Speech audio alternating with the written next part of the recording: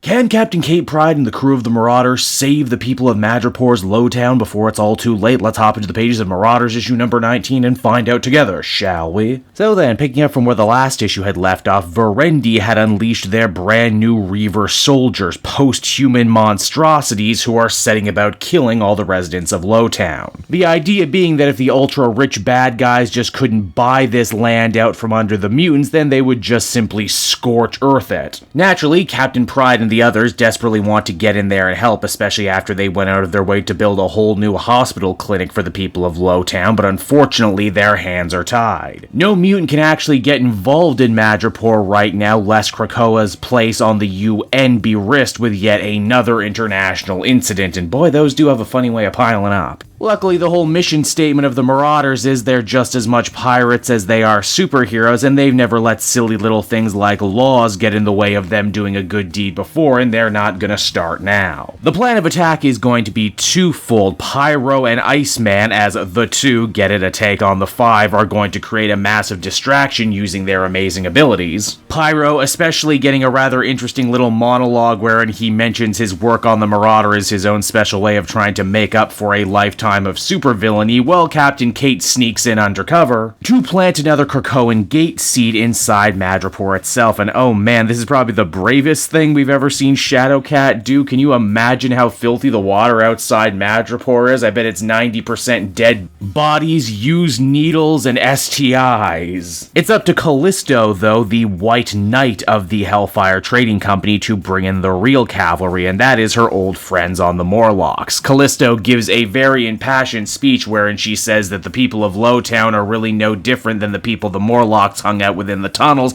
all those years ago. Innocent people that the world either forgot or threw away, people who have the boot of authoritarians on their necks right now, and people that need saving. Of course, Mask and the other Morlocks aren't stupid. They know full well the only reason they're being recruited right now is that because they're such lesser-known, lower-profile mutants, they can get in, get the job done before anyone actually notices it was mutant kind. In a very funny turn of events, too, the Morlocks come through Kate's new portal and find themselves in the sewers. As far as the Morlocks go, they just can't get away from the goddamn sewers now, can they? Now, while these new Reaver bots may be tough combatants, they are taken completely surprised by the Morlocks. Unfortunately, Mask, Marrow, and the others couldn't get involved before that nice man who had helped save Lockheed a couple arcs back ends up getting shot and killed, leaving his poor daughter defenseless. Mask is also a little upset when he discovers that his hospital, the place he's been working at as a doctor trying to cure people's cleft palates, yeah, it turns out the Reavers were actually ordered not to attack that place. But by this point, the fight's already over, so it's not like he could leave in disgust or in protest anyway. It's around this point, too, Kate manages to make it back to the ship to realize, hey, where'd Bishop go? Well, it would seem the very clever Red Knight of the Hellfire Trading Company used all the chaos and battle happening in the streets so that he could sneak inside Verendi's hideout and have a little chat with their mad scientist. Their conversation is quite the verbal back and forth, with Bishop saying, hey, stop turning humans into killing machines, and the doctor saying, sure, stop killing humans and I'll stop resurrecting them as killing machines. Yeah, no one really ends up winning the moral battle on this one, but Bishop did come to win the actual battle, and as such sets a bunch of explosives around the lab. It might not be the end of these new Reavers, but it'll slow them down for a while at least. As Bishop, keeping with the murder no man rule of Krakoa, actually chooses not to put a bullet in the doctor's head, even though he very well could have. And thus, the day and by extension, the people of Lowtown are saved. In fact, they're so grateful for their mutant liberators, they decided to change the name of this place. It's not going to be Lowtown anymore, it's going to be Mutant Town now. And so that was Marauders issue number 19, everybody, and once again, Jerry Duggan manages to deliver a fun, exciting conclusion to what was ultimately a fun and exciting arc. I think the greatest weapon for Marauders as a series is its consistency. It's just consistently good. All the spotlight with all the different characters is shared well. All the Krakoan international politics stuff serves as a good backbone for the stories, but at the end of the day, it's still high-flying pirate-style adventures with mutants. And it's for all those reasons and more, I'm really not shocked why Jerry Duggan was hand-chosen to succeed Hickman in writing the next series of solo X-Men titles, which we'll learn more about at the Hellfire Gala, which is, you guessed it, another story spinning out of the pages of Marauder. So if for any reason you've been trade waiting, now is definitely a time to get on in and pick it up and see what all the buzz is about. I would give this one another very positive 8 out of 10.